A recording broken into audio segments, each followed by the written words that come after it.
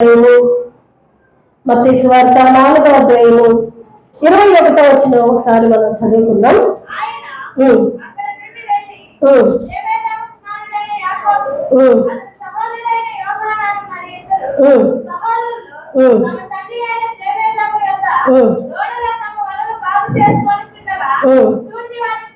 చాలానే 20వ వచనం ఒకసారి మనం చదువుదాం.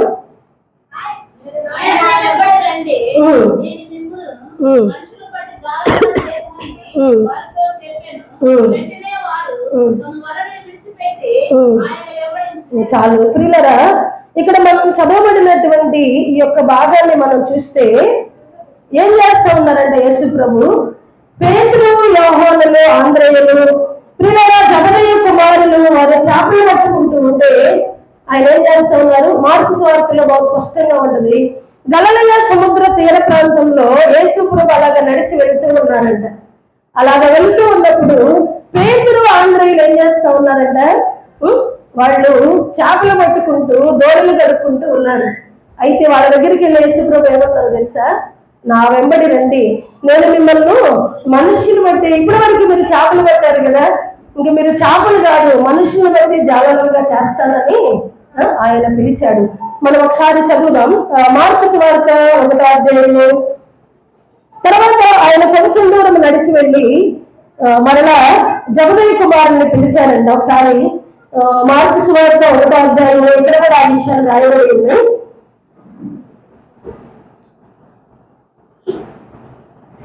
19వ వచనం ఒకసారి చదువుదాం.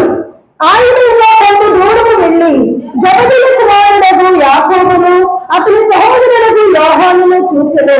వారు దోణిలో ఉండి తమ వలను బాగు చేసుకొని. ప్రియులారా, ఇంకొక చోట కూడా ఇవన్నీ చదివితే మన టైం సరిపోదు కాబట్టి మనకు తెలుసు, లేవి అల్ఫయ కుమారుడైనటువంటి లేవి మత్తయి కూడా ఆయన ఒక ఉద్యోగం చేస్తున్నాడు, గవర్నమెంట్ ఉద్యోగం. ఆయన సుంకాన్ని వసూలు చేస్తూ ఒక గ్రామంలో కూర్చొని ఉంటే అక్కడికి కూడా యేసు ప్రభు వెళ్ళి ఏం చేస్తా ఉన్నారు? నువ్వు వచ్చి నన్ను వెంబడేసి ఉంటారు. ఎందుకు కారణం ఏంటి? అందరి దగ్గరికి వెళ్తూ ఉన్నారు. అందరి దగ్గరికి వెళ్ళి ఏమంటా ఉన్నారు? నన్ను వెంబడించమని చెప్తూ ఉన్నారు. ప్రియులారా, యేసు ప్రభు ఎవరినైతే వెంబడించమని ఎవరి దగ్గరికి వెళ్ళి అడిగారో వాళ్ళందరూ కూడా ఏం చేస్తా ఉన్నారు? ఏం చేస్తున్నారు? నిజంగా ఆ లేవి అయితే, మత్తయి అయితే ప్రియులారా ఆ ఉద్యోగాన్ని విడిచిపెట్టి ఆయన వెంబడించేశాడంట. మరి చేపలు పట్టుకున్నటువంటి పేతురు, ఆంద్రేయులు వలను విడిచిపెట్టి ఆయనతో పాటు వచ్చేసారు. జబదయి కుమారులు ఇద్దరిని పిలిస్తే వాళ్ళు కూడా వచ్చేసారు. మనం ఎవరన్నా పిలిస్తే వస్తారా? మనం ఇన్నిసార్లు పిలిచిన సిస్టర్, లేదంటే ఆంటీ, లేదంటే అంకుల్, మీరు ఒకసారి చర్చకి రండి, మా దేవుడు గొప్ప దేవుడు, మీరు ఏ పరిస్థితుల్లో ఉన్న విడిపిస్తాడు, ఆయన నమ్ముకో, ఆయన విశ్వసించని చెప్తే వస్తారు ఎవరన్నా? ఓ సంవత్సరం 2-3 సంవత్సరాలు పిలిస్తే ప్రతిసారి పిలుస్తున్నారు కదని ఏదో కదా మన బాధ తట్టుకోలేక వస్తారు కదా. కానీ యేసు ప్రభు పిలిచినప్పుడు ప్రియులారా వీళ్ళు ఏం చేస్తున్నారు? వాళ్ళ ఉద్యోగాన్ని వదిలిపెట్టారు, వాళ్ళ వృత్తిని వదిలిపెట్టారు. వాళ్ళు ఏం చేస్తున్నారు? యేసు ప్రభుని వెంబడించారు. ఎందుకు ఆయన పిలవగానే వెంబడించాలి? కారణం ఏంటి? బైబిల్లో కొన్ని మాటలు ఏమన్నాయంటే యేసు ప్రభు గురించి, ఆయన సర్వాధికారం కలిగినటువంటి వాడు. ఎవరైనా సర్వాధికారం. అందుకే సమస్తము కూడా ప్రియులారా కలిగినదేది కూడా ఆయన లేకుండా కలగలేదు. కాబట్టి సమస్తము కూడా ఏం చేస్తా ఉన్నాయి? ఆయన మాటకు లోబడుతున్నాయి. మనుషులు కావచ్చు, పక్షులు, జంతువులు కదా. నిజంగా ఏలియాని పోషించడానికి కాకి చేత ఒక రొట్టె ముక్కను పంపిస్తే కాకి ఏం చేయాలి? కాకి నైజం ఏంటి? ఎక్కడో చెట్టు మీద కూర్చొని కొమ్మ మీద పెట్టుకొని తినాలి, దాని నైజం అది కదా. కానీ కాకి అలాగ తింటా ఉందా కదా? దేవుడు ఆజ్ఞాపించాడు. అందుకే కాకి కూడా ఏం చేస్తా ఉంది? దేవుని మాటకి లోబడుతుంది. ప్రియులారా, అది తీసుకొని వెళ్ళి ఏలియాకి ఇస్తూ ఉంది కదా. అంటే సమస్తమును కూడా ప్రియులారా ఆయనే సృష్టించాడు కాబట్టి, ఆయన సర్వాంతర్యామి, సర్వ సృష్టికి కారభూతుడు కాబట్టి భూమి మీద ఉన్నటువంటి ప్రతిదీ కూడా ఆయన మాటకు, అందుకే గాడిదల ద్వారా మాట్లాడిస్తాడు ఆయన కదా. ప్రియులారా, జంతువుల చేత మాట్లాడిస్తాడు, పక్షులు. కానీ ఒక విచిత్రమైన విషయం ఏంటంటే అన్ని దేవుడి మాట అంటే కానీ మనుషులు మాత్రం వింటారా? మనుషులు వినరు. ప్రియులారా, మన జీవితంలో అందుకే మనల గురించి ఆయనకి బాధ. నిజంగా తనకి ఇష్టపూర్వకంగా నిజంగా తన రూపంలో మనిషిని చేసుకున్నాడంట కదా. ఆ మనిషి ఏమైపోయారు? ఆయన బాధ పెట్టేవాడిగా మార్చబడ్డాడు. నిజంగా ప్రియులారా, మన జీవితంలో మనం అలాగా ఉండడానికి వీల్లేదు కదా. నిజంగా వాళ్ళని పిలిచినప్పుడు వాళ్ళు ఏం చేస్తున్నారు? వాళ్ళ వృత్తిని వదిలిపెట్టుకొని, వారి ఉద్యోగాన్ని వదిలిపెట్టుకొని యేసు ప్రభు పిలవగానే వెళ్ళిపోతూ ఉన్నారు. ఎందుకంటే ఆయన సర్వ సృష్టికి ఆధారమైన వాడు, సర్వాంతర్యామి, సర్వ సృష్టి మీద ఆయనకు అధికారం ఉంది కాబట్టి కదా, ఆయనకి ఇష్టమైన వారిని ఆయన పిలుచుకుంటాడంట. తర్వాత వచ్చిన మనం చదువుతాం మాటలు. ప్రియులారా, మరి ఎందుకు యేసు ప్రభు వారిని పిలిచాడు? కారణం ఏంటి? ఎందుకు ఆయన వారి దగ్గరికి వెళ్ళి వారిని పిలవడానికి ఉన్నటువంటి కారణాలు, కొన్ని విషయాలు మనం చూద్దాం. అదే కోణంలో శిష్యుల్ని ఎలాగ పిలిచాడో మనల్లో కూడా ఆయన అలాగే పిలుచుకున్నాడు. ప్రియులారా, ఆ సత్యాన్ని మనం గ్రహించుకోవాలి. ఒకసారి ఎందుకు ఆయన పిలిచాడు, ఎందుకు ఆయన అలాగా పిలవలసి వచ్చిందనే కొన్ని విషయాలు మనం చూద్దాం. ఒకసారి ఈ మార్కు సువార్త 3వ అధ్యాయము 13-14 వచనాలు ఒకసారి మనం చదువుదాం. మార్కు సువార్త 3వ అధ్యాయము. ఆయన కొండ ఎక్కి తనకిష్టమైన వారిని పిలవగా వారు ఆయన వద్దకు వచ్చారు. ఎవరంట వాళ్ళు? ఎవరిని పిలిచాడంట ఆయన? తనకిష్టమైన వారిని. మనల్ని ఎవరు పిలిచారు? ఎర్షలేం పాస్టర్ గారు పిలిచారా? ఎవరు పిలిచారు మనల్ని? అందరిని పిలవరు ప్రియులారా. అందుకే ఎస్కేల్ ఒక మాట ఉంటది, ఆయనంతా కోట్ల మంది ప్రజలలో మనల్ని ఏం చేశాడంట? ఆ కోట్ల మంది ప్రజలలో నుండి భూదిగంతముల ప్రియులారా, భూదిగంతముల కొనలలో నుండి కొంతమంది బిడ్డలంట ఆయన ఏర్పాటు చేసుకున్నాడంట. కొంతమందిని ఏర్పాటు చేసుకున్న వారు ఎవరున్నారు? మనం కూడా ఉన్నాం కదా. ఎవరున్నారు? భూదిగంతముల కొనల నుండి పిలుచుకున్నాడంట ఆయన. ప్రియులారా, మనం ఎవరో పిలిస్తే రాలేదు కదా. ఎంతమందిని మనం పిలవట్లేదు, వాళ్ళందరూ వస్తున్నారా? ఎంతమందికి మనం దేవుడి గురించి చెప్పట్లేదు, ఎంతమంది దేవుడి గురించి వినట్లేదు, అందరూ వస్తున్నారా? రారు. ఎందుకు? ఆయన కొంతమందిని పిలుచుకున్నాడు, తనకిష్టమైన వారిని పిలుచుకున్నాడు ప్రియులారా. అయితే నిన్ను నన్ను కూడా ఏం చేశాడు? ఆయన ఇష్టపడే పిలుచుకున్నాడు ఆయన కదా. ఎలా పిలుచుకున్నాడు ఆయన? తనకిష్టముగా, తన హృదయపూర్వకంగా ప్రియులారా, అనర్హులమైనటువంటి మనలని, లోకంలో పాపములో వ్యర్థత్వంలో తిరుగుతూ ఉన్నటువంటి మనలని ఆయన కనుదృష్టి కదా. ఆయన అంటాడు ఒక చోట, మీరు నన్ను కోరుకోలేదు, నేనే మిమ్మల్ని కోరుకున్నాను. ఎవరు కోరుకున్నారు? ఆయన కృప ప్రియులారా మనల్ని వెతికింది. ఆయనే మనల్ని కోరుకొని, ఆయనే మనల్ని ఆకర్షించుకొని, ఆయనే మనల్ని ప్రేరేపించి ఆయన సన్నిధిలోకి వచ్చేటట్లుగా ఆయనే కృప చూపించాడు. కాబట్టి ఈ దినం మనం ఇలాగా కూడుకొని ఆయన ఆరాధిస్తూ ఉన్నాం. ఎందరికో లేదు కదా ఈ కృప, ఎందరికో నీ గొప్ప భాగ్యాన్ని. నిజంగా ప్రియులారా, ఆయన్ని బట్టి సంతోషించే కృప ఎంతో మంది ప్రజలకు లేదు కదా. కానీ ఏ మంచి లేనటువంటి మనకు, అయోగ్యులమైనటువంటి మనకు ప్రియులారా, నిజంగా మన స్థితి ఎరిగిన వారు ఒకవేళ ఎవరు మనల్ని ప్రేమించలేము పూర్వం కదా. కానీ ఇప్పుడైతే ప్రియులారా, మనం ఆయన రక్తంలో కడగబడినాము కాబట్టి, ఆయన బిడ్డలుగా చెప్పుకుంటూ ఉన్నాము కాబట్టి ప్రియులారా, ఆయన స్వరక్తంలో మనల్ని కొనుక్కున్నాడు కాబట్టి అందరూ కూడా మనల్ని ఏం చేస్తారు? మనల్ని ప్రేమిస్తారు కదా. నిజంగా నేను ఇక్కడికి వచ్చానంటే కారణం ఏంటి? ఏమీ కారణం లేదు, ఆయన బిడ్డను కాబట్టి కదా. ఆయన బిడ్డలం కాబట్టి, ఆయన రక్తంలో కడగబడినాము కాబట్టి ప్రియులారా, ఆయన ప్రేమిస్తున్నాము కాబట్టి మనకి ఈ ఘనత, ఈ ప్రేమ. ప్రియులారా, ఎవరైనా మనతో స్నేహం చేయాలంటే దేవుని బిడ్డలైన వారు మనలో చూసేది ఆ దైవికమైనటువంటి మరి దేవుని సేవకులే, దేవుని బిడ్డలే మనలో ఆత్మీయతను చూస్తూ ఉంటే మరి ఇష్టంగా పిలుచుకున్నాడు కదా ఆయన మనల్ని. ఎలా పిలుచుకున్నాడు? కొంతమందిని ఆయన కోసం పిలుచుకున్నాడంట. మరి ఆయన పిలుచుకున్నప్పుడు ఆయన మనల్ని ఎలా ఉండాలని కోరుకుంటాడు కదా. తనకిష్టమైన వారినంట కొండ మీద కూర్చొని ఆయన పిలిచినప్పుడు వారు ఆయన దగ్గరకు వచ్చారంట. అయితే కింద వచ్చిన ఒకసారి మనం చదువుదాం. వారు తనతో కూడా ఉండినట్లు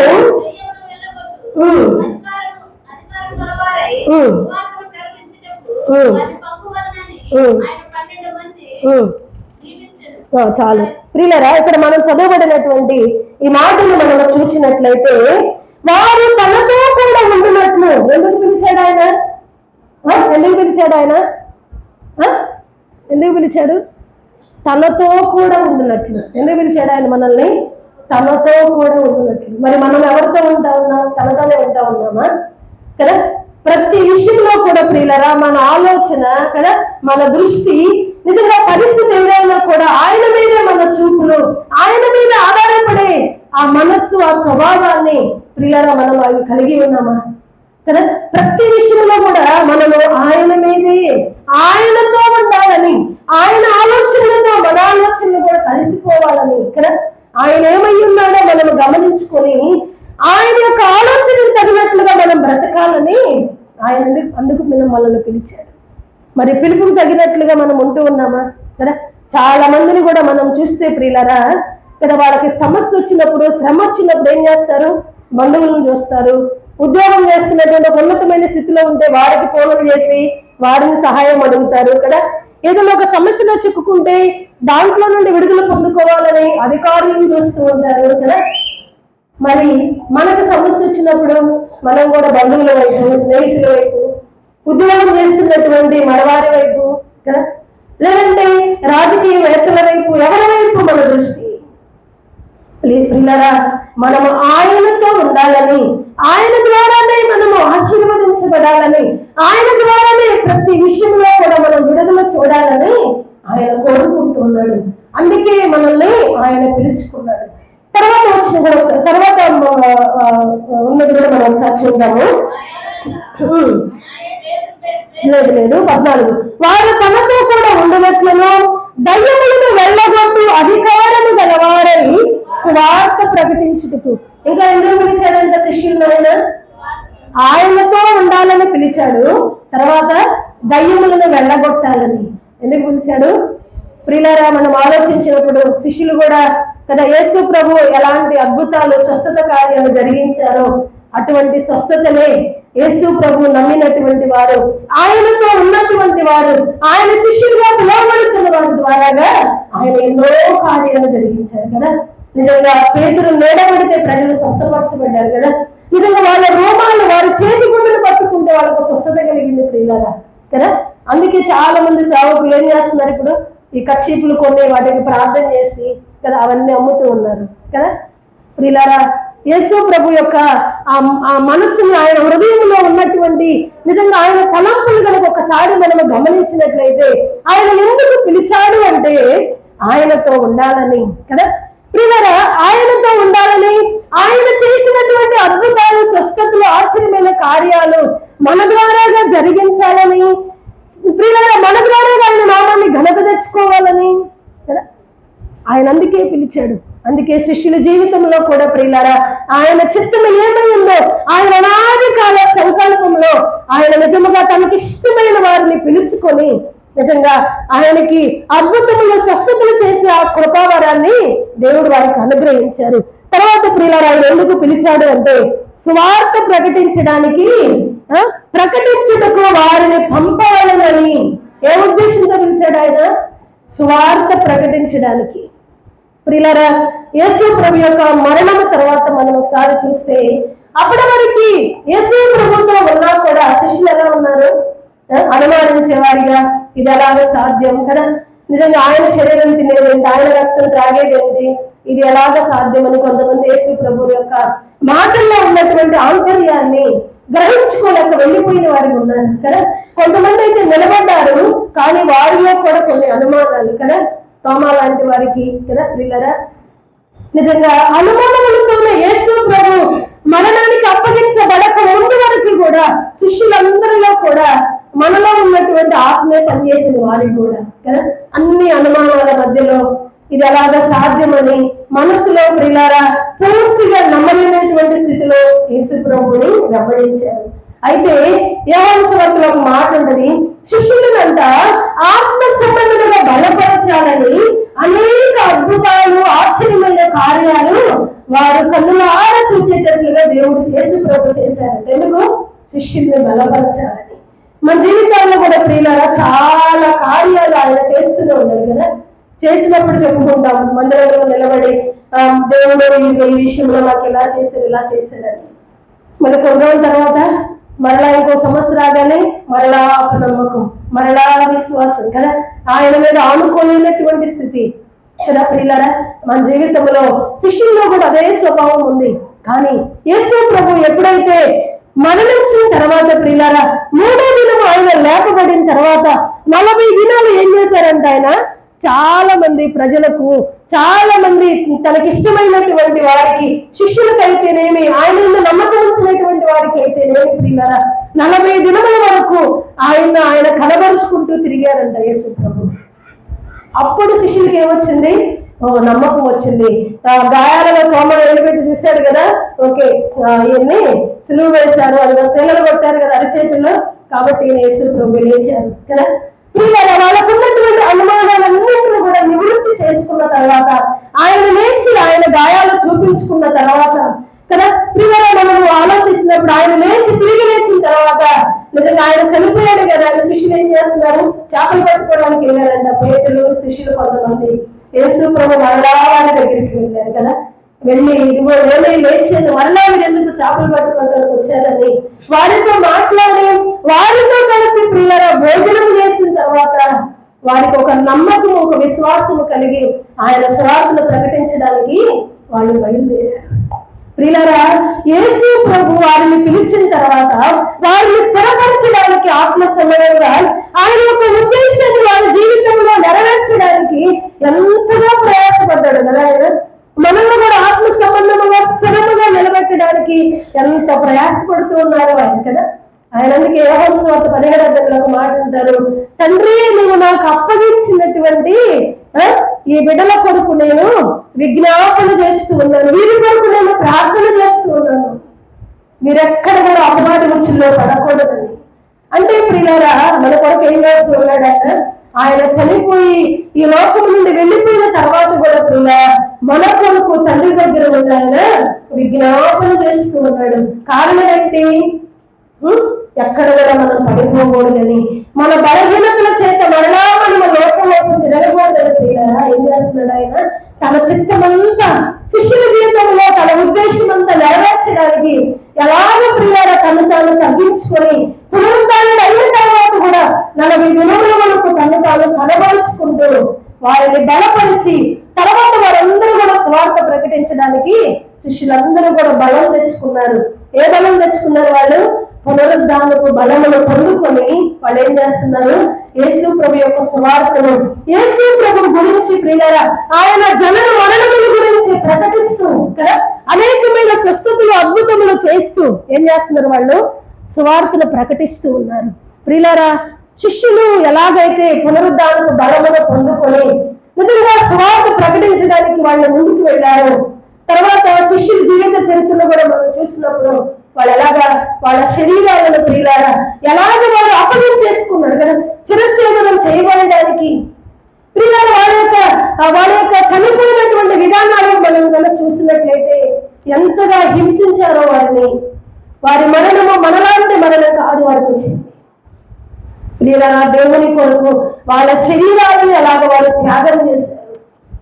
మన జీవితంలో కూడా ఎందుకు ఆయన మనల్ని పిలుచుకున్నాడు అంటే ఆయన కొరకు మనము మహిమకరంగా బ్రతకాలని. ప్రియులారా ఆయన పిలుపులో ఉన్నటువంటి మర్మాన్ని, సత్యాన్ని నిజంగా ఈ 3 దినాలు మీరు ఉపవాసం ఉన్నారు. నిజంగా ఇన్ని మాసములు 11 మాసములు ఆయన కృపగలిగిన రెక్కలను మనల్ని భద్రపరిచి 12వ మాసంలోకి ఆయన తీసుకొని వచ్చారు. ఈ క్రిస్మస్ ఈ దినాలలో, ఈ సంతోషకరమైన దినాలలో ఉండడానికి దేవుడు మనకి కృప చూపించారు. ఒక నూతనమైన సంవత్సరం అడుగు పెట్టడానికి దేవుడు మనకి కృప చూపించారు. దానికి కృతజ్ఞతగా 3 దినాల నుండి నిజంగా ఎన్నో శ్రేష్టమైన వర్తమానాలు విని ఉపవాసంతో ఎంతగా మీరు ప్రార్థన చేసుకున్నారు. అయితే ఇలాగ ప్రార్థన చేసుకున్నటువంటి మనము ఇంకా ఎలా ఉండాలి?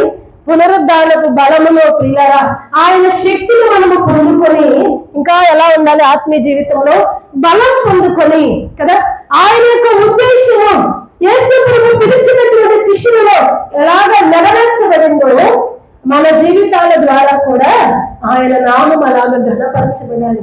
ఏదో ఈ 3 రోజులు ఉండి ఏదో మనం ప్రార్థన చేసుకొని కదా బలలో చెయ్యి వేసి ఇంకా నూతనమైన సంవత్సరంలో సంతోషం కలుగబెట్టి మరలా యథాప్రకారము ఎప్పటి వరకు ఎలాగ ఉన్నామో అలాగ ఉండడం కాదు, కానీ ఒక ప్రత్యేకత ప్రియులారా మన జీవితంలో కనబడాలి కదా. పునరుద్ధానుడైనటువంటి యేసు ప్రభును చూసిన తర్వాత శిష్యులలో ఒక నూతనత్వాన్ని వాళ్ళు పొందుకున్నారు కదా.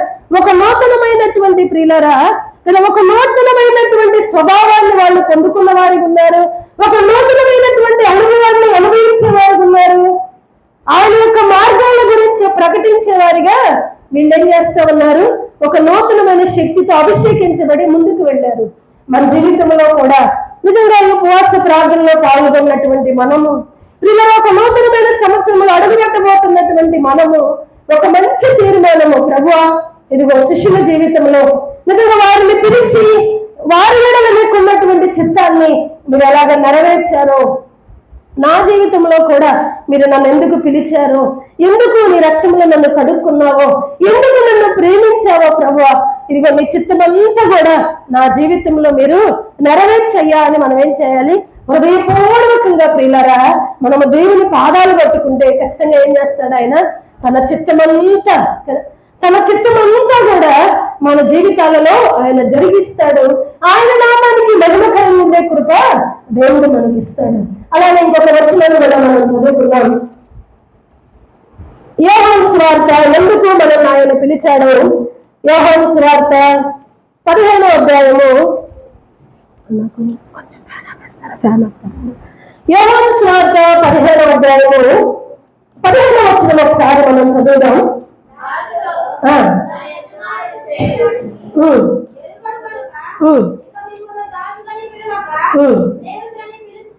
చాలు ప్రియులారా, ఇక్కడ చదువుకున్నటువంటి ఈ వాక్యాన్ని మనం చూస్తే ఆయన ఏమంటున్నాడు, నేను మీకు ఆజ్ఞాపించిన వాటిని మీరు చేసిన ఎడల మీరు నాకు స్నేహితులై ఉంటారు. అలానే 17 దాసుడు తన యజమానులు చేయదాన్ని ఎరగడు. ఏం చేయడంట దాసుడికి అర్థమవుతుందా యజమానులు చేసేది? ఇప్పుడు ఒక పనివాడు ఉన్నాడు, ఒక ఇంట్లో పని చేస్తున్నాడు, తనకు అర్థమైద్దా తన యొక్క యజమానుడు హృదయంలో ఏ ఆలోచన ఉందో, ఏ పని చేయబోతా ఉన్నాడో కదా, ఏ ఉద్దేశం కలిగి ఉన్నాడో ఆయనకు అర్థమైద్దా? దాసుడి పని ఏంటి? చెప్పింది చేయడం, పెట్టింది తినడం కదా, అవునా కదా? ఏదన్నా పనొప్పు చెప్తే చేసి వెళ్ళిపోవడం. అయితే ఆయన అంటూ ఉన్నాడు పిల్లరా, ఏమంటా ఉన్నాడు, దాసుడు తన యజమానుడు చేయడాన్ని ఎరగడు గనుక ఇక మిమ్మల్ని దాసులనే పిలవక. అంటే ఆయన ఉద్దేశం ఏంటి? మనల్ని దాసులుగా పిలవాలనుకోవట్లేదు. ఏమనుకోవట్లేదు? దాసులుగా పిలవాలనుకోవట్లేదు. ఎందుకు? దాసుడికి తెలియదు యజమానుడు హృదయంలో ఏముందో. అలా తెలియనటువంటి వారిగా మనం ఉండకూడదు. స్నేహితులకు ఎలా ఉంటారు? మిమ్మల్ని స్నేహితులను పిలవాలనుకుంటున్నాను, ఇక మీద మిమ్మల్ని దాసులను పిలవక స్నేహితులుగా పిలవాలనుకుంటున్నాడు. కారణం ఏంటి? స్నేహితులు ఎలా ఉంటారు? ఇద్దరు స్నేహితులు మనం చూస్తే ఎలా ఉంటారు? వాళ్ళు చాలా ప్రేమగా కదా, తల్లిదండ్రులతో, బంధువులతో, తోబుట్టువులతో పంచుకునే విషయాలు కూడా ఎవరు చెప్తారు? ఫ్రెండ్స్ చెప్పుకుంటారు కదా. నిజంగా ఎవరితో వాళ్ళ పిల్లల విషయాల్లో ప్రాబ్లం ఉన్నారో, అరే మా వాడు ఇంటికి రాలేదు, ఎక్కడికి వెళ్తారు? వాళ్ళ స్నేహితుల దగ్గరికి వెళ్తారు కదా, అవునా కదా? మా పాప ఇంటికి రాలేదని వాళ్ళ ఫ్రెండ్ దగ్గరికి వెళ్ళి అడుగుతారు. ఎందుకు? మొత్తం చెప్పింటారు కదా. అంటే ప్రియులారా, ఫ్రెండ్స్ ఎలా ఉంటారు? అంతరకు. అందుకే అబ్రహాముతో కూడా ఆయన అంటాడు, నా స్నేహితులైనటువంటి అబ్రహాముకు నేను చెయ్యబోయే దానిని చెప్పకుండా నేను దాచదనా అంటాడు కదా. అంటే ప్రియులారా, మనం ఆయనతో స్నేహం చేయాలని, ఆయన హృదయంలో ఉన్నదంతా మనతో పంచుకోవాలని కదా కదా, ఆయన ఉద్దేశం అంతా మనకు తెలియచేయాలని ఆయన కోరుకుంటూ ఉన్నాడు. దాసుడు చెప్తాడు యజమానుడు, నేను ఇలా చేయాలనుకున్నానని. దాసుడు పనిచేస్తూ ఉంటే యజమానుడు, ఇంకా నేను ఎన్ని చేయబోతున్నాను, ఇది ఇలా చేయాలనుకున్నా, అక్కడికి వెళ్ళాలనుకున్నా, లేదంటే ఈ బిజినెస్ చేయాలనుకుని చెప్తాడు విషయాలన్నా. వాటిని ఎంతలో ఉంచాలో అంతలో ఉంచారు కదా. మన యేసు ప్రభు అయితే దాసులుగా చూడాలనుకోవట్లేదు, మనం ఒక పనివాడిగా చూడాలనుకోవట్లేదు ప్రియారా. తన హృదయంలో ఉన్నదంతా ఆయన అంటే అదిగో తండ్రి నాకు చెప్పిన విషయాలన్నీ, నాకు బోధించినవన్నీ నేను ఏమి దాచుకోలేదు, అన్నింటినీ నీకు తెలియజేశాను అంటాడు ఆయన. అన్ని తెలియజేశాడు ప్రియులారా. ఆయన ఎందుకు ఈ లోకానికి వచ్చాడో, ఆయన ఎందుకు శిలోకాలను పొందవలసి వచ్చిందో, ప్రియులారా అన్ని కూడా ఆయన మనకు తెలియజేసి మనతో స్నేహం చేస్తూ ఆయన ఉద్దేశం అంతా కూడా మన జీవితాల ద్వారా నెరవేర్చుకోవాలని ఆయన ఆశ కలిగి ఉన్నాడు. మనకు అర్థమవుతుంది ఆయన మనం ఎందుకు పిలిచాడు. నామకార్థంగా భక్తి చేస్తూ మనము ముందుకు వెళ్ళడానికి మనల్ని పిలవలేదు ప్రియులారా. మనం ఒక సాక్ష్యార్థంగా బ్రతకాలని ఆయన ఉద్దేశంలో కొంతమందిని కొండకి కూర్చొని తనకిష్టమైన ఇష్టపడ్డంత ఆ ఇష్టమైన గుంపులో నీవు నేను మనందరము కూడా ఉన్నాము ప్రియులారా.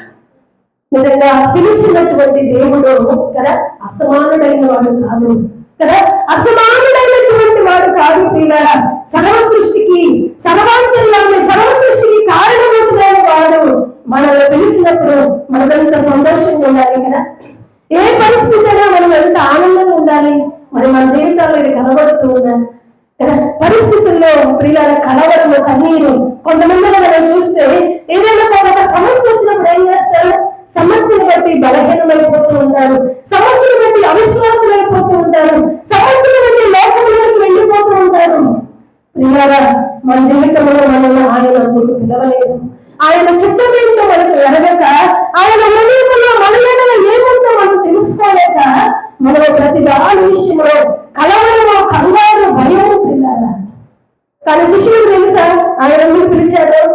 ఒకవేళ శిష్యులకు తెలిస్తే శిష్యులు యేసు ప్రభు చనిపోయేంత వరకు అటువంటి అపనమ్మకంతో అవిశ్వాసంతో అనుమానంతో ఆయన వెంబడించేవాళ్ళు కాదు కదా. వెంబడించేవాళ్ళ తెలియదు, అంటే మనకు కూడా తెలియదు. అందుకే మనకి అవిశ్వాసం, అందుకే మనకు అపనమ్మకం.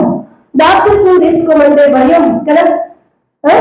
ప్రియులారా, శుక్రవారం ఫాస్టింగ్ ప్రేయర్కి రమ్మంటే, శనివారం ఫాస్టింగ్ ప్రేయర్కి రమ్మంటే, ఆదివారం ప్రార్థనకి రమ్మంటే భయం. మా చర్చిలో 2 ఆంటీలు ఉన్నారు. ప్రతి ఆదివారం ప్రార్థనకు రావడానికి భయం. ఎందుకో తెలుసా? ప్రార్థనకు వచ్చిన దగ్గర నుంచి ఆంటీ మారు మనసు పొందుకున్నారా, బాప్తిస్మం కొరకు ప్రార్థన చేసుకున్నారా కదా, ఇదే అడుగుతామనే భయం. ప్రతిసారి అడుగుతా ఉంటే వాళ్ళ ముఖం మనకు చూపించుకోలేక, ప్రియులారా దేవుని చిత్తం ఏంటో తెలియక కదా, దేవుని చిత్తం ఏంటో ఎరగక శిష్యులు కూడా వెళ్ళిపోయారు. నిజంగా నేను బాప్తిస్మం తీసుకుంటే, మీరు మారు మనసు పొందుకుంటే దేవుని సావుకులంగా మాత్రం ఉపయోగం ఉంటుందా? ప్రియులారా మనకే ఆశీర్వాదం, మన కుటుంబానికి దీవెన. నిజంగా ఇంత గొప్ప రక్షణను ప్రియులారా మనం నిర్లక్ష్యం చేయకూడదు కదా. ఇదే అనుకూలమైన సమయం. ఇంత గొప్ప రక్షణను నిర్లక్ష్యం చేస్తే ఎలాగ మనం బ్రతకగలం? మన జీవితంలో దేవుని నిర్లక్ష్యం చేసుకోము. దేవుని కొరకు మనం పరిగెత్తే వారు ఉన్నాం. దేవుని కంటే కూడా అధికంగా ప్రేమించే వారు ఉన్నాం. శిష్యుడికి యేసు ప్రభు ఏ ఉద్దేశంతో పిలిచారో తెలియక వారిలో కూడా అలాగ ప్రియులారా అపనమ్మకంతో అవిశ్వాసంతో ఆయన వెంబడించిన వారికి ఉన్నారు.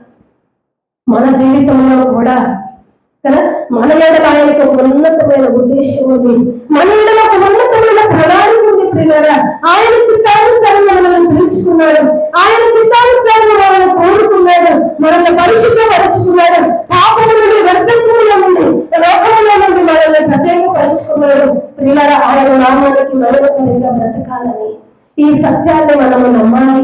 శిష్యులాగా మనం చాలా సమయాన్ని పోగొట్టుకునేవారు ఉండకూడదు కదా. ఏ పరిస్థితుల్లో కూడా యేసు ప్రభు చనిపోయినాక మరలా చేపలు పట్టుకోవడానికి ఎక్కడికి వెళ్ళారు?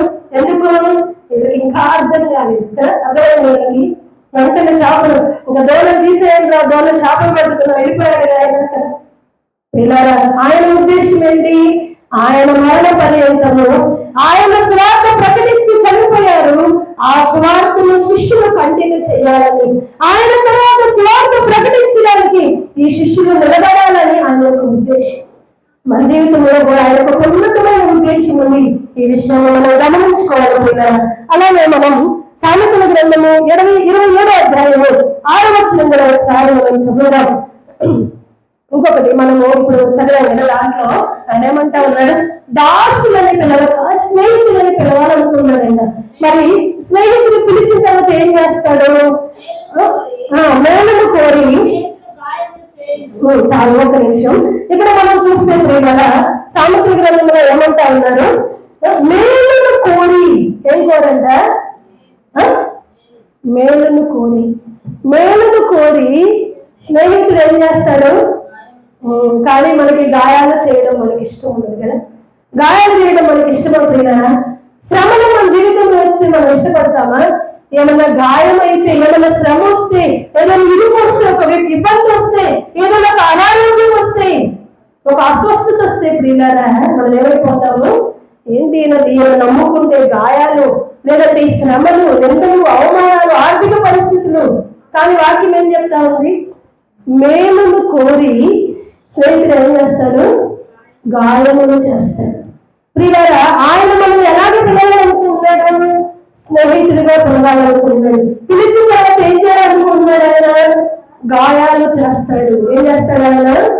నాకెందుకు ఈ శ్రమలో, ప్రతి వారము ప్రార్థనకు వెళ్తున్నాను, నేను బలలో పాల్గొంటున్నాను, నేను కానుకలు ఇస్తున్నాను, దశమాలు వేస్తున్నాను, మా పాస్టర్ గారు ఏం పని చేస్తా పని చేస్తున్నారు, ఏంటి పరిస్థితి?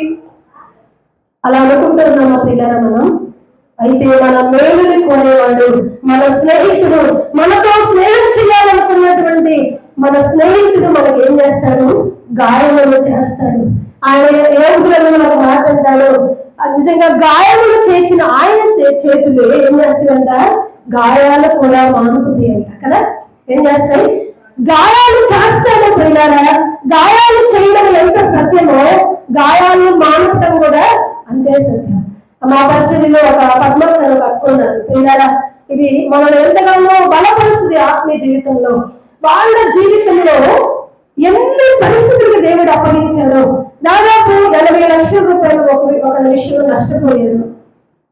నిజంగా నష్టపోయారు. వాళ్ళకు ఒక ఎకరం పొలం ఉంది గుంటూరు సెలవులు, అది అమ్ముకోవాలి. వాళ్ళు అమ్ముకోవడానికి కూడా అమ్ముకోవడానికి ఒక అతన్ని పిలిస్తే మధ్యవర్తిని, ఈయన తీసుకొచ్చిన అతనితో టైఅప్ అయ్యి ఎక్కడున్న రేటు కంటే కూడా ఇంకా తగ్గించి ఏం చేస్తున్నారు? అడుగుతూ ఉన్నారు. వీళ్ళకి ఇంట్లో మగవాళ్ళు ఎవరు లేరు, మాట్లాడే వాళ్ళు అందరూ చనిపోయారు, వాళ్ళ బాగున్నాడు, తనకేం తెలియదు. అయితే ఇప్పుడు అది కోర్టు విషయంలో జరుగుతుందంటే ఎలాగ వాళ్ళ జీవితంలో దేవుడు కార్యం చేశారనే దానికోసం నేను చెప్తా ఉన్నాను. ప్రియుల మనం ఆలోచిస్తే అక్క మంచిగా ప్రార్థన చేసుకుంటారు. ఏ సమస్యలో కూడా ఫోన్ చేసింది, లక్ష్మి ఇలా జరుగుతుందమ్మా, ఇలా అని మాకు అన్ని విషయాలు చెప్తా ఉంటుంది. ప్రతి శుక్రవారం కూడా మేము ఉపవాస ప్రార్థనలో ఇంటి దగ్గర నిజంగా ప్రతిరోజు మేము ప్రార్థన చేస్తూనే ఉన్నాం. ప్రియులారా, వీళ్ళు ఇలాగ ఉంటూ ఉన్నారు. సరే, వీళ్ళకి తెలియదు, పాపం ఇచ్చేసారు, గజం 20 ఏళ్ళకి ఇచ్చేసారు. ఇచ్చేసిన తర్వాత ఒక 80 లక్షలు బయాలో కూడా ఇచ్చేళ్ళారు. ఏం చేశారు? అడ్వాన్స్ గా 80 లక్షలు ఇచ్చేళ్ళారు. ఇచ్చి వెళ్ళిన తర్వాత 40 రోజుల్లో మేము దీన్ని ఏం చేస్తాము? రిజిస్ట్రేషన్ చేయించుకుంటామన్నారు. 40 రోజులు అయిపోయిన ఎలక్షన్స్ ముందు ఈ విషయాన్ని వాళ్ళ మీద సంతకం పెట్టుకుని వెళ్ళారు. అక్కగా తెలియక సంతకం పెట్టేశారు పిల్లలు లేనప్పుడు. ఇలాగ జరిగిపోయింది. ఎలక్షన్స్ అయిపోయినాయి, ఎలక్షన్ కోడ్ కూడా అయిపోయింది, రిజల్ట్స్ వచ్చేసినాయి. ఇప్పుడేమైపోయింది? అందరూ అంతకుముందు ఏమనుకున్నారు?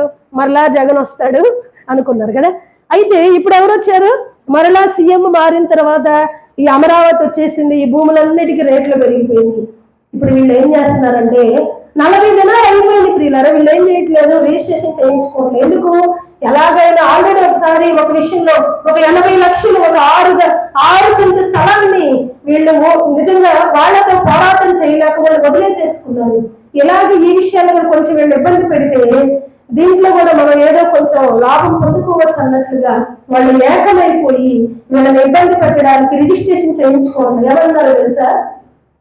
దాని మొత్తాన్ని మీరు గవర్నమెంట్ ద్వారా సర్వే చేస్తేనే ఏం చేస్తారంట? సర్వే చేస్తేనే రిజిస్ట్రేషన్ చేయించుకుంటాం. ఇప్పుడు గవర్నమెంట్ వాళ్ళు ఎప్పటికి కూడా సర్వే చేయట్లు ఆపేశారు. ఎలక్షన్స్ ముందే ఆపారు. వీళ్ళేమంటారు? ప్రైవేట్ వ్యక్తుల ద్వారా సర్వే చేయించుకోండి, అమౌంట్ మేము ఇస్తాం అంటున్నారు. లేదు, ఎవరు రావాలంట? గవర్నమెంట్ వాళ్ళే రావాలి. ప్రియులారా, ఆ విషయంలో ఇప్పటి వరకు కూడా ఏం చేయలేదు. వాళ్ళు 80 లక్షలు అయితే ఇచ్చారు, కోర్టుకు వెళ్ళారు వీళ్ళు ఈ స్థలాన్ని అమ్మడానికి వీలు లేదని. ప్రియులారా, వీళ్ళు ఒక లాయర్ని పెట్టుకుని ఈ లాయర్ కూడా వాళ్ళకి అమ్ముడుపోయారు. ఏమైంది? ఈ లాయర్ కూడా అమ్ముడుపోయారు. ఈ లాయర్ అమ్ముడుపోయారు. నమ్ముకున్న వాళ్ళే మోసం చేస్తారు. ఎవరికి చెప్పాలో తెలియట్లా. ఆ ఊర్లో ఆ లాయర్ని నమ్ముకుంటే వాళ్ళ మాట వెళ్ళారు. ఇంకొక దేవుని బిడ్డలని వాళ్ళని నమ్ముకుని ఆమె కూడా లాయర్, ఆమె దగ్గరికి వెళ్తే ఈమె కూడా 40 లక్షలకి టోపీ పెట్టాలని ఈమె కూడా వాళ్ళతో టైఅప్ అయ్యి అలా ముందుకు వెళ్తున్నారు. ఎవరు సపోర్ట్ లేరు. చాలా ప్రార్థన, కన్నీరు. ఒకరోజు అయితే నా ద్వారానే ఈ పరిస్థితులందరూ ఒకరోజు లోపల తలుపేసేసుకుని చనిపోతానని తలుపు తీయలేదన్న కొద్దిసేపు. వాళ్ళందరూ ఏడుపులు. ప్రియులారా, నిజంగా ఎంత కలవరం. వీళ్ళకి దాదాపు 90 లక్షల అప్పులు ఉన్నాయి. వాళ్ళు 80 లక్షలు అడ్వాన్స్ ఇచ్చారు కదా, వీళ్ళు అప్పులన్నీ కట్టేసుకున్నారు. వీళ్ళ డబ్బులు రిటర్న్ ఇవ్వడానికి వీళ్ళ దగ్గర లేవు, అమ్మితే ఊరుకోవట్లేదు కదా. ప్రార్థన చేస్తూ ఉంటే ప్రియులారా, దేవుడు ఒక మంచి లాయర్ గారిని వాళ్ళకి పరిచయం చేశారు. వాళ్ళు ఇప్పుడు మంచిగా దాన్ని డీల్ చేస్తూ ఉన్నారు. ఇప్పుడు ఏమని వచ్చిందో తెలుసా కోర్టులో? దీనిని మీరు ఎవరికైనా అమ్ముకోవచ్చు. వాళ్ళండి ఆలయాన్ని కూడా కొనాలనుకున్నారు. ఆయన అమ్మే వ్యక్తి కాదు. మన కొరకు దేవుడు ఏం చేస్తాడు? ఒకరిని నిలబెట్టుకుంటాడు ప్రియులారా. మన ప్రార్థనలు కదా, నిజంగా మనం ఆయన సన్నిధిలో ఎదురు చూస్తున్నప్పుడు ప్రియులారా, ఆయన సహాయం గురించి వేడుకున్నప్పుడు మన కొరకు ఒక వ్యక్తిని ఆయన ఉంచుతాడు ప్రియులారా. అతను వీళ్ళకి అన్ని విషయాల్లో సలహాలు ఇచ్చి అలాగ ముందుకు తీసుకువెళ్తున్నారు.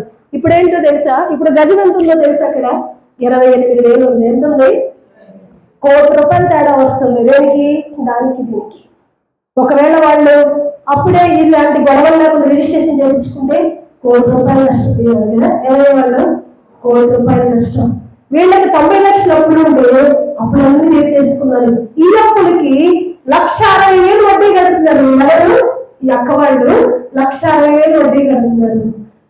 ఈ వడ్డీ కట్టే పని లేదు, ప్రశాంతంగా ఉన్నారు ఇప్పుడు కదా. ఈ కోర్టులో వేరే వాళ్ళకి అమ్ముకోవచ్చు అని చెప్పారు. ఇప్పుడు ఇంకొక ₹1,00,00,000 యాడ్ అయింది కదా. ఏమైంది? ₹1,00,00,000. అంటే ఏం చేశాడు? మొదట్లో ఏం చేశాడు ఆయన? గాయాలు, అన్ని గాయాలే. బంధువులు ఎవరు మాట్లాడేవాళ్ళు వీళ్ళ తరఫున, ఎవరు నిలబడేవారు మీరు నమ్ముకొని ఎవరి చేతుల్లో పెడితే వాళ్ళు కూడా మోసం చేయాలని చూస్తున్నారు ప్రియులారా. ఒక్కటే ఆధారం, అక్క కూడా ఉపవాసం ఉన్నారు. ఉపవాసముడు దేవుని సందులో ప్రార్థన చేసుకున్నారు. సంఘ బిడ్డలుగా మేము కన్నీటితో ప్రతి శుక్రవారం ప్రియులారా, ప్రతి దినము కూడా మేము అలాగా ప్రార్థన చేస్తూ ఉన్నప్పుడు ఆయనే కృపగలిగిన కనికరగలిగిన దేవుడు ఏం చేశాడు? మొదట్లో గాయాలే ఉంటాయి. ఏమంటే మొదట్లో గాయాలు. ఆ గాయాలను ఎలా మందుతాడు ఆయన? ప్రజలందరి కన్నులు ఆశ్చర్యపడేటట్లుగా కదా. ఏమైపోయింది? ఇప్పుడు వారి నోటి నిండా నవ్వు. మరణించాలని తలుపు వేసుకున్నటువంటి ఆ వ్యక్తి ఈ రోజు ఎలా ఉంది? అప్పుకి వడ్డీలు కట్టే పని లేదు. ఎవరు? 1,60,000 సేవింగ్ కదా. ప్రశాంతంగా ఉన్నారు. పొలవంతా 28,000 వెళ్ళిపోయింది కదా. ₹1,00,00,000 మిగిలిపోయింది. మొదట్లో ఎలా ఉంటాయి? గాయాలే. ఎలా ఉంది? మొన్న ఈ మధ్య అన్న చేత డాక్టర్స్ తీసుకున్నారు అక్క కదా. ఎలా ఉన్నాయి? ఆ పరిస్థితులన్నింటి మధ్యలో ప్రియులారా, గాయములు చేసినా కూడా ఆయనే నాకు దిక్కు, నాకు భర్త లేడు, నువ్వే నాకు ఆధారం అయ్యా అని దేవుని మీద ఆనుకున్నప్పుడు ప్రియులారా, గాయములు చేసిన దేవుడే గాయాలను కూడా మానుకుంటున్నాడు కదా. మనం ఒకవేళ కీడు నష్టం మన ముందు కనబడవలసినాము, వాటన్నింటిలో నుండి నిజంగా హృదయపూర్వకంగా ప్రియులారా మన సమస్యలు అప్పగించుకున్నట్టు ఏం చేస్తాడు? గాయాలు చేసినట్లుగా, ప్రార్థన వినకున్నట్లుగా, ఏదో నష్టం జరుగుతున్నట్లుగా, మరణకరమైన పరిస్థితులు రావచ్చు, మరణము కడుగుదూరంలో ఉండవచ్చిన ప్రియులారా, కానీ వాటికి దేవుడు మనల్ని అప్పగించడు. పిలిచిన వాడు ఎవరు? అసమానుడైన వాడు. అవమానపరచిన మనల్ని ఒకవేళ అవమానపరిచినట్లు చెయ్యి విడిచిపెట్టినట్లుగా మనకి కనబడవచ్చునేమో, ఆయనైతే మనల్ని చెయ్యి విడిచిపెట్టే దేవుడు కాదు ప్రియులారా. ఆయన మనల్ని పిలిచినప్పుడు, గాయాలు చేసినప్పుడు భయపడాల్సిన అవసరం లేదు. అక్క జీవితంలో చేసిన దేవుడు ప్రియులారా మన జీవితంలో చేయడా కదా. ఆయన ఎలా పిలుచుకున్నాడు, మనలో కూడా అలాగే పిలుచుకున్నాడు కదా. కాబట్టి ఏ పరిస్థితిలో కూడా మనం అవిశ్వాసులుగా ప్రియులారా, పరిస్థితుల బట్టి బలహీనమయ్యే వారంగా, విశ్వాస జీవితంలో సన్నిధిపోయేవారంగా మనం ఉండకూడదు. అందుకు ఆయన మనల్ని నిలవలేదు. ఆయన ఒక ఉద్దేశం ఉంది, ఒక చిత్తం ఉంది మన జీవితంలో. అది నెరవేర్చేంత వరకు ఏం చేయాలంటే ఆయన మనల్ని విడిచిపెట్టే దేవుడు కాదు ప్రియులారా. అలానే ఒక వచనాన్ని కూడా మనం చదువుకున్నాం. 1 పేతురు పత్రిక 1వ అధ్యాయము 7వ వచనం ఒకసారి మనం చదువుదాం. 1 పేతురు పత్రిక 7వ అధ్యాయము మనం చదువుకుందాం. 1 పేతురు పత్రిక. ఈ వాక్యం మనందరికీ తెలిసిందే, ఒకసారి మనం చూద్దాం. నశించిపోవచ్చున్న సువర్ణము అగ్ని పరీక్షలను శుభ్రపరచబడుతున్నది కదా, దానికంటే అమూల్యమైన మీ విశ్వాసము ఈ శోధనల చేత పరీక్షకు నిలిచినదై యేసుక్రీస్తు ప్రత్యక్షమైనప్పుడు మీకు మెప్పును మహిమను ఘనతను కలుగుటకు ఏం చేస్తాయి? ఈ అగ్ని వంటి మహాశ్రమలు ఏం చేస్తాయి? మనల్ని ఈ శ్రమ వచ్చినప్పుడు ఇంకా దేవునికి సమీపం అవుతాం కదా. ఇప్పుడు అక్క జీవితంలో ఎలా ఉన్నారో తెలుసా? ఈ శ్రమ ఏం చేసింది ఆవిడ్ని? ఓహో, దేవుడి కార్యాలు ఎలాగా ఉంటాయా అని ఇంకా దేవునికి సమీపంగా రావడానికి ఇలా ఏమైపోయింది? దేవునికి సమీపంగా రావడానికి, దేవుడిని హత్తుకొని బ్రతకడానికి ఇలా ఈ శ్రమలు ఏం చేస్తాయి? మనల్ని దేవునికి సమీపంగా తీసుకువస్తాయి. ఏం చేస్తాయి? శ్రమలు సమీపంగా. అలానే ఇంకొక వాక్యాన్ని కూడా మనం చదువుదాం. ఎఫెసీయులకు రాసిన పత్రిక ఎందుకు ఆయన మనల్ని పిలుచుకున్నాడో ఆయన ఉద్దేశం అయితే చదువుకొని మనం ముగించుకున్నాం. ఎఫెసీయులకు రాసిన పత్రిక 1వ అధ్యాయము 4 నుంచి 6 వచనాలు ఒకసారి మనం చదువుదాం. ఎట్లనగా తన ప్రియుని యందు తన ఉచితముగా మనకు అనుగ్రహించిన కృపా మహిమకు కీర్తి కలుగునట్లు తన చిత్త ప్రకారమైన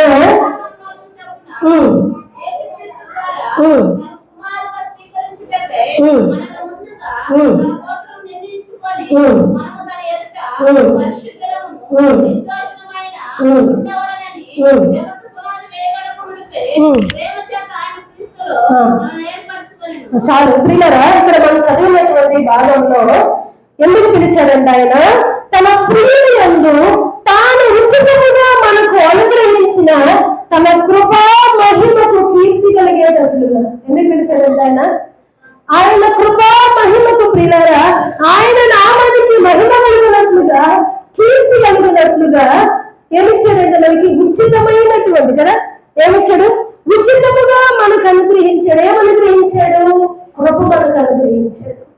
ఎందుకు అనుగ్రహించాడు ఆ కృపను? ఉచితంగా మనల్ని ఎందుకు ఆయన పిలుచుకొని ఏ కారణం లేకుండా ఎందుకు పిలుచుకున్నాడు? ఆయన కృపా మహిమకు కీర్తి కలిగేటట్లుగా, ఆయన మహిమకు కీర్తి కలిగేటట్లుగా ప్రియులారా, ఆయన నామానికి మహిమ కనుక బ్రతికేటట్లుగా మనం ఉండాలని ఆయన మనల్ని పిలుచుకున్నాడు. ఎలా పిలిచాడు ఒకసారి చూద్దాం. తర్వాత మనం చూస్తే తన చిత్త ప్రకారమైన దయా సంకల్పము చొప్పున ఎలా పిలిచాడు? తన చిత్తము చొప్పున కదా, మనుషుల చిత్తము చొప్పున కాదు కదా, ఎవరి చిత్తము? తన చిత్తము చొప్పున తన దయా సంకల్పం. ప్రియులారా, మనం రక్షించబడ్డానికి కారణం ఏంటి? ఆయన దయ. ఏంటది? దయా సంకల్పం కదా. ఆయనకి మన మీద ఉన్న దయ, ఆయనకి మన మీద ఉన్నటువంటి సంకల్పం ఉచితంగా మనకు అనుగ్రహించాడు. ప్రియులారా, ఏమన్నా నెల చెల్లించామో మనం? ఎవరైనా 1 లక్ష రూపాయలు కట్టి బాప్టిజం తీసుకున్నారా? రక్షణ పొందుకున్నారా? నేను ఒక డబ్బులు కట్టి పొందుకునేది దానికి విలువ ఉంటుందేమో. ప్రియులారా, రక్షణకి ఎందుకు విలువ లేదంటే ఉచితంగా వచ్చింది కదా. ఉచితంగా వచ్చిన దానికి ఏముండదు? విలువ ఉండదు. ఎవరైనా మనం ఉచితంగా ఏదన్నా ఒక మంచి చీర పెట్టారనుకో, లేదా వస్తువు ఏదైనా ఇచ్చారనుకో, దాన్ని ఏం చేస్తాము? మంచిగా వాడతామా? మనం డబ్బులు షాప్కి వెళ్ళి డబ్బులు కట్టి కొనుక్కుంటే దాన్ని బీరువాలో భద్రంగా చూసుకుంటూ అప్పుడప్పుడు జాగ్రత్తగా ఉందా, లేదంటే మళ్ళీ ఏమన్నా చెమట పట్టిందా కదా, ఉందా లేదా, ఏమన్నా తీసారా లేనప్పుడు ఎంత జాగ్రత్తగా చూసుకో. ఎందుకు? వెలబెట్టి కొన్నాం కదా, డబ్బులు కట్టాము, ప్రయాసపడ్డాం, దాని వెనుక మన కష్టం ఉంది ప్రియులారా. అందువల్ల దాన్ని చాలా జాగ్రత్తగా వాడుకుంటాం. ఎవరైనా ఉచితంగా ఇస్తే దాన్ని అంత జాగ్రత్తగా కాపాడుతాము మనం. ఊరికి వచ్చిందే కదా కదా ఏంటి, ఊరికే ఏదో ప్రేమతో ఇచ్చారులే, ఏముంది 2-3 సార్లు వాడుకోవడం పక్కన పడేయడం. అందుకే రక్షణ కూడా ఎందుకు విలువ లేదంటే ఊరికే ఇచ్చాడు. ఆయన దయదలిచి, ఆయన ప్రేమతో కదా. ఊరికే ఎవరైనా ప్రాణం పెట్టమన్నారా? మన కొరకు మనల్ని ప్రేమించి మనతో స్నేహం చేయాలని వెల చెల్లించి ప్రియులారా రక్తం కాచి మనతో స్నేహం చేస్తున్నాడు. ఆయన ఏం చేస్తున్నాడు?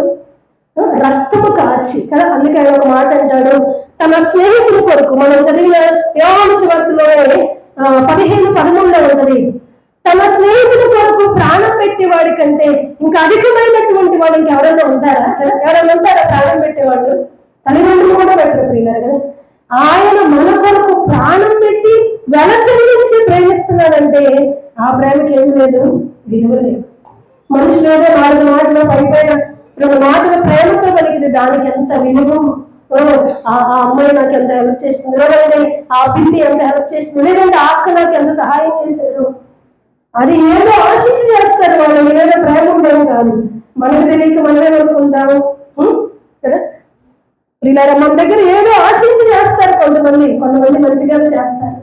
కానీ ఆయనైతే ఆయన ప్రాణాన్ని వెల చెల్లించి పిల్లల తన రక్తాన్ని చెల్లించి మనతో స్నేహం చేస్తూ ఉన్నాడు. మరి ఆ విలువను మనం గమనించాము. ఆయన దయా సంకల్పము చొప్పున ఏం చేశాడంటే ఆయన తన చిత్త ప్రకారము తన దయా సంకల్పము చొప్పున మనల్ని ఆయన కోరుకున్నాడు, ఆయన పిలుచుకున్నాడు. ఆయన కృపా మహిమకు కీర్తి కలిగినట్టుగా అలాగే కింద కూడా చదువుకోవాలని ఊహించుకున్నాం. యేసుక్రీస్తు ద్వారా తనకు కుమారులుగా స్వీకరించింది. ఎందుకు పిలిచాడు? యేసుక్రీస్తు ద్వారా అంటే యేసుక్రీస్తు యొక్క మరణ పునరుద్ధానముల ద్వారాగా, అంటే యేసు రక్తములో కడగబడితే ప్రియులారా, ఆయన రక్తములో కడగబడి ఆయన శరీర రక్తాలలో మనం పాల్గొన్నప్పుడు ఏంటంటే అవి మనం పాల్గొన్నప్పుడు రక్షించబడిన అనుభవంలో మనం బ్రతుకుతూ ఉన్నప్పుడు ఏమవుతామంటే యేసుక్రీస్తు ద్వారాగా తన కుమారునిగా స్వీకరించుటకు. ఎందుకు? ఆయనకి కుమారులుగా ఉండాలని. ఎలాగా?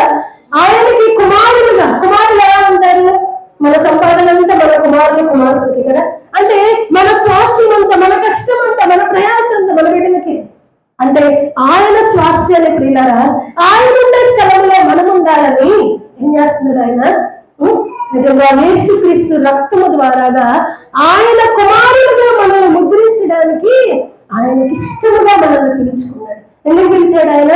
తన కుమారులుగా ఉండడానికి, తన స్వాస్థ్యాన్ని మనకి పంచిపెట్టడానికి ప్రియులారా, ఆయనతో సమానంగా ఉండే బాధ్యతను మనం పొందుకోవాలని కదా, ఆయనతో పాటు మనం నివాసం చేయాలని. ఎప్పుడైనా ఈ సత్యాన్ని మనం గమనించామో, ఎవరైనా వచ్చామో వెళ్ళిపోయాము కదా, ఆదివారం లేటుగా వెళ్ళాలి, వెళ్ళకపోతే పాస్టర్ గారు ఊరుకోలేము, ఎందుకు రాలేదని ఫోన్ చేస్తారేమో. ప్రియులారా, ఆ ఉద్దేశంతో మనం రాకూడదు. ఆయన తన కుమారులుగా స్వీకరించడానికి మనల్ని ప్రేమించాడు. తర్వాత కింద వచ్చిన మనం చదివితే మనల్ని ముందుగా తన కోసం నిర్ణయించుకొని మన మధ్య తన ఎదుట పరిశుద్ధులను నిర్దోషులను ఉండవలనని జగత్తు పునాది వేయబడక ముందే ఎప్పుడు చేసుకున్నారు? జగత్తు పునాది వేయబడక ముందే తన కోసము మనలను ఆయన చిత్త ప్రకారంగా మనల్ని ఏర్పాటు చేసుకున్నాడు. ప్రియులారా, మనం పరిశుద్ధులుగా, నిందారహితులుగా, నిర్దోషులుగా మనము బ్రతకాలి. ఆయన రక్తంలో కడగబడినటువంటి మనము ఇటువంటి శ్రేష్టమైన అనుభవంగా మన ఆత్మీయ జీవితంలో ముందుకు వెళ్ళాలని నిజంగా మన హృదయపూర్వకంగా కోరుకుంటాం. ప్రభువాన్ని చిత్తమైనంతగా జీవితంలో నెరవేర్చేయాలి. ప్రియులారా, మన హృదయాన్ని ఆయన చేతులకు అప్పగిద్దాం. అందరూ మోకరించినట్లయితే అలా జగత్తు పునాది వేయబడక ఉంది నీ చిత్త ప్రకారంగా నన్ను కోరుకున్నావయ్యా, యేసుక్రీస్తు ద్వారాగా నీకు కుమారుడుగా నన్ను ఉండాలని, నీ స్వాస్థ్యాన్ని అనుభవించాలని మీరు మాతో స్నేహం చేసి మమ్మల్ని కోరుకున్నాను. అందుకే మీరు మమ్మల్ని పిలిచారయ్యా. నీ చిత్తమంతా నా జీవితంలో నెరవేర్చుకుని ఇలా పూర్వకముగా మనం ఆయన సన్నిధిలో కోరుకుందాం. అయ్యా, నీ చిత్తమే నా జీవితంలో నెరవేర్చబడాలి. నా సొంత చిత్తము, సొంత జ్ఞానము, సొంత ఆలోచన ఏది కూడా పని చేయకూడదని గ్రహించుకుంటాం. ప్రియులారా, మనం హృదయపూర్వకముగా నిజంగా వీడికి కలిగిన మనసుతో పశ్చాత్తాప హృదయంతో ఒక మంచి తీర్మానం చేద్దాం. ఇంకా కొన్ని దినాలుగా మనం ఒక నూతనమైన సంవత్సరాలు అడుగుపెట్టబోతున్నాం. నిజంగా ఒక మంచి హృదయంలో నూతన పరచబడిన హృదయంతో పాత స్వభావాన్ని విడిచిపెట్టి ఒక నూతనత్వాన్ని పొందుకొని 25వ సంవత్సరంలో నూతనంగా నా జీవితం ప్రారంభించాలయ్యా. నేను నీ ఉద్దేశం ఏంటో నాకు తెలియజేశారయ్యా. నా ముందుకు పిలిచారని నాకు బాగా స్పష్టంగా మాట్లాడారయ్యా.